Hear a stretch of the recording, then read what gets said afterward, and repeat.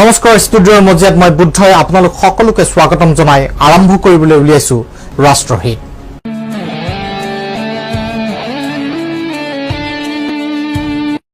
বৰ্তমান সময়ত সকলোৰে মুখত এটাই কথা যে এইখন যুঁজ অসমৰ সভ্যতা সংস্কৃতিৰ ৰক্ষাৰ যুঁজ। যদি আমাৰ মনত প্ৰশ্ন হয় যে কিয়, তেতিয়াই আমি বৰ্তমানত সংঘটিত হৈ থকা ঘটনাৰ কিছু অতীত খুচৰিব লাগিব।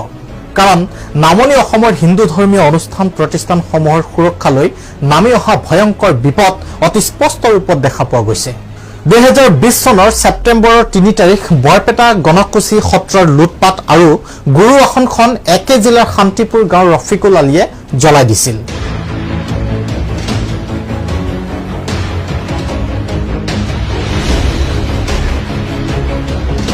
স্থানীয় কেইবাজনো ভক্তই জানিবলৈ দিয়া মতে এনে ঘটনা পূৰ্বেও হৈছিল। 2019 চনতো সেই একেজন ৰফিক আলীয়ে কেওটকুচি লক্ষ্মী মন্দিৰৰ দেৱী মূৰ্তিসহ বহু পুৰণি স্মাৰক জ্বলাই দিছিল। মন্দিৰৰ কিছু মূল্যৱান সম্পদ চুৰি কৰিছিল। লক্ষ্মী পূজা পালনৰ বাবে আয়োজন কৰা বেনাৰ পোষ্টাৰ ফালি দিছিল।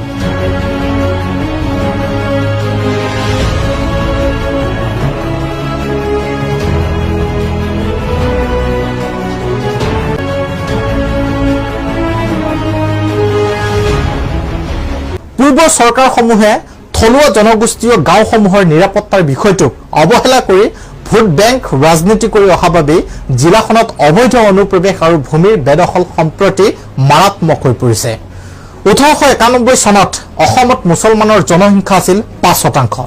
2001 চনৰ লোকপিয়লত অসমৰ সৰ্বমুঠ জনসংখ্যাৰ 30.9% মুছলমান আছিল আৰু 2011 চনত অৰ্থাৎ মাত্ৰ 10 বছৰতে দ্ৰুত বৃদ্ধি হৈ 34.2% হ'ল।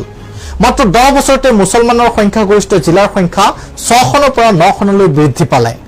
আতৰ ব্যৱসায়ী মৌলানা বদৰুদ্দিন আজমলৰ ধুবুৰী সংসদীয় সমষ্টিটো 80% মুছলমানৰ বসতি প্ৰধান সমষ্টি হ'ল, যাৰ পৰিণতিত 2021 বিধানসভাৰ নিৰ্বাচনত কংগ্ৰেছ দলে এজনো হিন্দুক জিলাখনত প্ৰাৰ্থী হিচাপে থিয় কৰাব নোৱাৰিলে।